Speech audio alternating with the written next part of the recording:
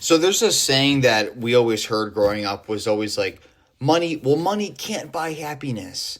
Or then there's the opposite side of like, well, money can buy happiness, right? I think I said somewhere in the middle, right? I think that if someone's poor, they could be very happy. Whereas someone's rich, they can be very happy. But either the rich and the poor can both be not happy, right? So everyone wants to be rich, successful, admired, right? We glorify hustle, status, the grind.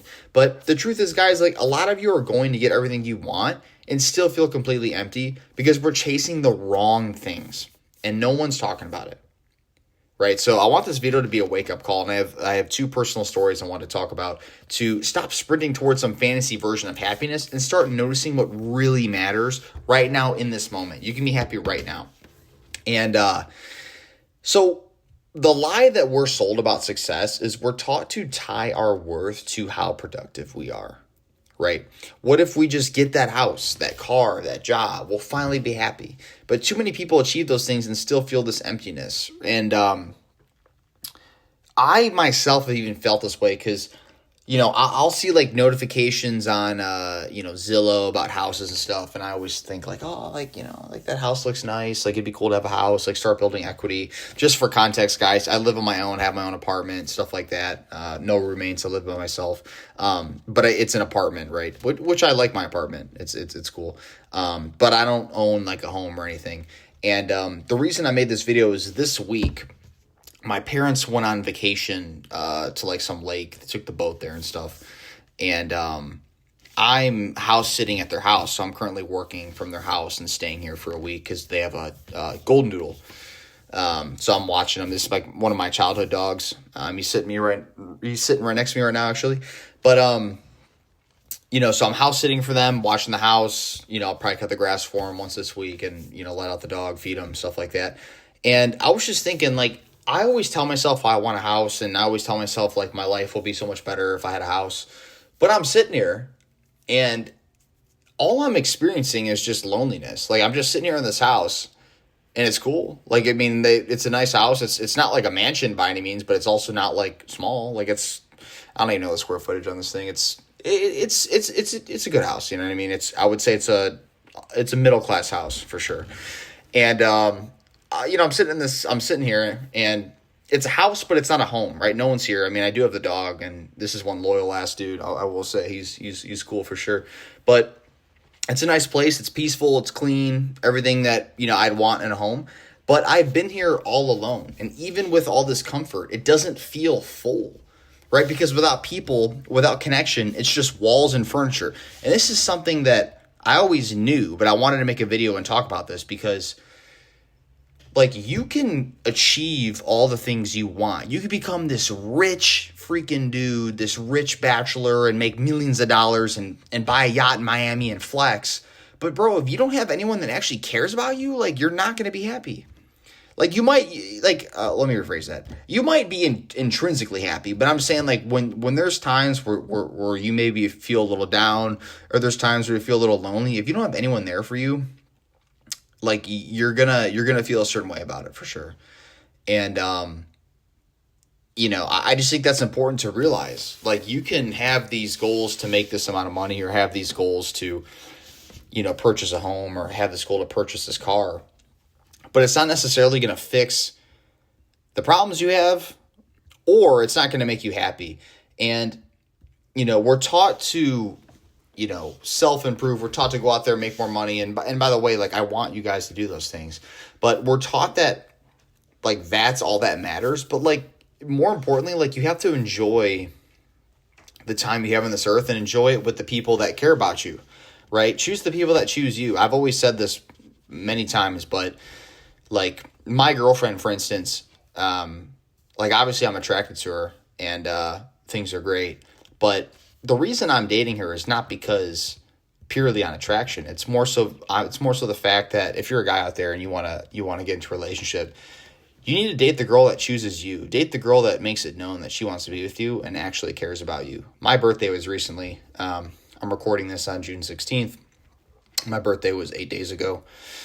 And like I had people wishing me happy birthday and stuff, but like I personally don't really care about my birthday that much. Like I'm not gonna lie, it's not like a huge deal.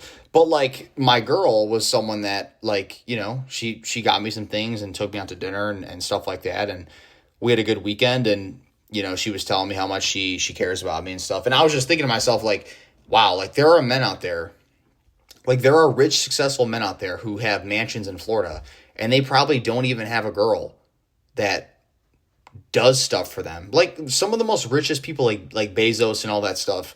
I'm pretty sure his wife, like his first wife divorced him. Like that was the only reason she was the richest woman ever, is because she divorced Bezos. But there's so many stories of like rich athletes and rich people. Heck, even Tom Brady, one of the greatest athletes of all time, if not the greatest. Even his first wife, cheated on him, right? So there's a lot of people that have a lot of things in life, but they don't have someone that is truly loyal to them and truly desires and cares for them and would do anything for them. And like I just had this thought recently, like I guess between the birthday and the stuff and the great weekend that my girl gave me, along the fact too, staying in this house and realizing too that you can have a house, you can have all this furniture, you can have all these things, but if you don't have people that care about you, like really does it matter? Right? I would argue that the moments matter more. And that's one thing that I've had to realize because, I've been on this self-improvement, journey for a while. And I think it's a good thing. I think it's a good thing to want to improve for sure. But I am trying to teach myself to enjoy the moments. I remember there was one time specifically on July 4th, 2023, I was fishing with my dad on the lake. And I remember just thinking about the whole time, like my sales and like my job and stuff. I remember like I was fishing and I was just stressing about like my job, and looking back, like I said, I think it's a good thing to want to improve, but like I got to learn to enjoy the moments. And that's one thing I've worked on over the last 2 years, is just learning to enjoy the moments more and valuing the people around you and valuing the people that value you. And, life isn't about a highlight reel. It's quite frankly about the quiet, ordinary moments. It's about the times where you're just sitting together with someone in silence, or the laughter with someone you love, maybe a walk, or maybe even a conversation that hits deep. Some of those things are the stuff that make life feel real. And quite frankly, they might be more valuable than a sports car or a big house. And, you're probably missing it right now, a lot of you. Most of us are so focused on the next milestone that we forget to enjoy the moment we're in. We forget to enjoy the day and week that we're currently part of. We forget to enjoy like a normal day, a normal Monday, right? If you're always waiting to be happy until you quote make it, until you do this, until you make this amount of money, you get this, you'll miss out your entire life. And I used to think this way, right? And I still do like 1%. Like obviously, like I want things, right? But overall, you have to learn to be happy with what you have. And quite frankly, you probably have a lot more than a lot of people. I don't want to sound like one of those people that's like, oh, like, like there's people that have it worse, etc. But like, quite frankly, there are people that do, like you didn't die at 3 years old, right? If you have, normal like health or fairly normal health, you know what I mean? And you can go out there and do something, go put a dent in the universe, right? Go attract a woman that has genuine burning desire for you. Go attract a career that you want. Go attract the life that you want. And what if I told you that you already have the best parts of life, but you're too distracted to feel them? You're too distracted with what's going on with the news. This plane crash, the tariffs this, the tariffs that. It's like, guys, like just enjoy the moment, right?